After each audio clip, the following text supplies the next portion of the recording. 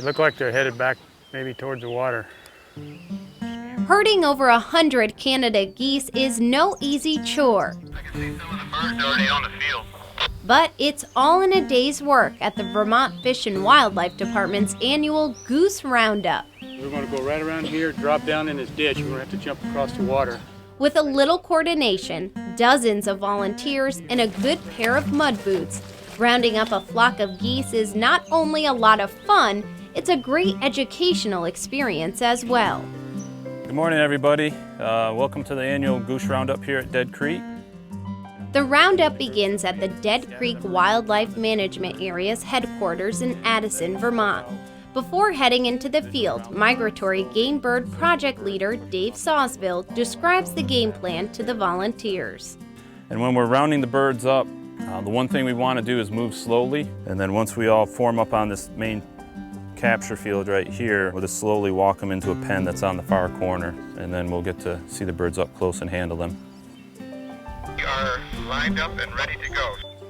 The groups fan out at strategic locations on the fields, while a couple of canoes are used on the water. Finding the birds can be a challenge in the tall grass, and if the placement of people isn't done just right, the birds can scatter, making it almost impossible to get them where you want them to go. This time of the year, about mid-June to mid-July, the birds are flightless, so what we try to do is find a location where there are 30 or more birds, and we encircle them with people from a longer distance, and then we just slowly move in on them and basically corral them into an area and push them slowly into pens. There's always a couple of troublemakers. During this particular roundup, everything went as planned. In just over an hour, the volunteers and staff were able to coax over 120 geese into a holding pen. Put one finger right between them. There you go, Jake. Now grab them hard. Grab them right by the legs. Other hand with his feet. Yeah. And hold them tight. That's a little one, so it shouldn't be too Now bad. bring them over to these guys over here. Good job. Great job, Jake.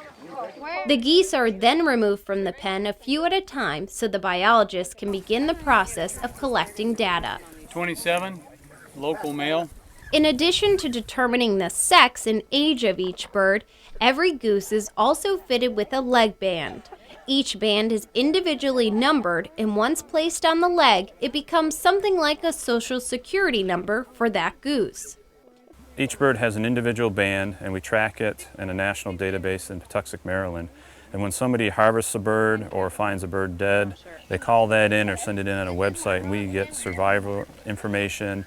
We determine where the flyways were historically, and it allows us to target areas for habitat acquisition for migratory birds. And we get sex and age ratios, and it allows us to tell how the population is doing and whether it's growing or staying stable, and if there's any problems that might be coming forward. So this is a mature bird, and you can see that the flight feathers, the primaries, they lose them and they replace their feathers once a year, all at the same time. And what you have here is what they call blood quills, and it's the feather coming back out, and it's the quill portion, and this is actually the feather emerging. And they'll replace and have an entire new set of flight feathers in the next week and a half, 2 weeks, and be able to fly again. This is a well-mannered one. After each bird is banded, the volunteers bring the geese to a holding pen. Once the pen is filled with 20 or so birds, they're released back into the field. I think it's very exciting. I've been coming since I was a little girl. It's just fun to get out and see wildlife up close and be able to handle it in such a way. It's a nice access for the public to see what goes on behind the scenes. I've been bringing my daughters since they were probably 3 years old, and it's exciting for them to see the wildlife, to actually be able to touch them and learn about the biology. And also it's just a good thing to do together as a family. It's a tradition that we've done, and we'll continue it as long as we can. In order to get a representative sample of Vermont's resident goose population, the department holds several roundups throughout the state. As many as 5 to 8 roundups can occur at different locations in one day, so the department depends heavily on outside help. Volunteers are very important for this operation, and we use them around the state.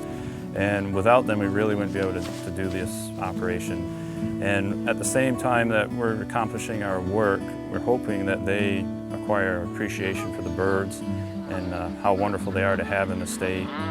We get a lot of children that come out with us, especially at the Dead Creek site, and it's a family event, and so we're hoping to foster, a good conservation ethic in these folks in the future.